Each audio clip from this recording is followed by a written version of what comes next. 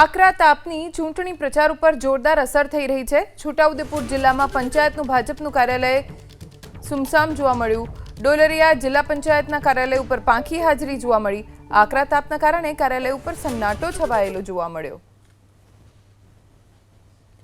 ગરમીનો પ્રકોપ દિવસે ને દિવસે વધી રહ્યો છે અને આ પ્રકોપની અસર પડી રહી છે સ્થાનિક સ્વરાજ્યની ચૂંટણી ઉપર। પ્રચાર પૂરજોશમાં ચાલી રહ્યો છે, પણ બપોર પડતા જ કાર્યકરો હોય, ઉમેદવારો હોય કે નેતાઓ હોય, તમામ ગરમીથી બચવા માટે પ્રચાર ઉપર બ્રેક મારી દે છે અને કાર્યાલયો ખાલીખમ જોવા મળી રહ્યા છે। સ્થાનિક સ્વરાજ્યની ચૂંટણીને લઈને હાલ પ્રચારનો ધમધમાટ શરૂ થઈ ચૂક્યો છે, ત્યારે એબીપી અસ્મિતાની ટીમ હાલ છોટાઉદેપુર તાલુકાના ડોલરિયા જિલ્લા પંચાયતના ભારતીય જનતા પાર્ટીના ચૂંટણી કાર્યાલય ઉપર પહોંચી છે।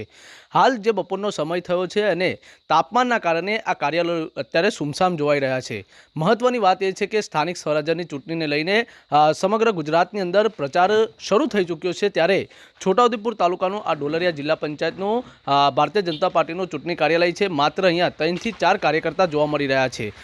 તાપમાનના કારણે કાર્યકર્તાઓ અહીંયા આવતા નથી, તેના કારણે અહીંયા કાર્યાલય સુમસામ જોવા મળી રહ્યું છે। આ બેઠકના જે ઉમેદવાર છે તે હાલ પ્રચારમાં ગયા છે તેવું કહેવું છે, ત્યારે જે કાર્યાલય છે કાર્યાલય ઉપર કાર્યકર્તાઓ જોવા નથી મળી રહ્યા। ગરમીના કારણે કાર્યકર્તાઓ ઘરમાંથી બહાર ન નીકળે તેવી પરિસ્થિતિ ઊભી થઈ છે। રિહાન પટેલ, એબીપી અસ્મિતા, છોટાઉદેપુર।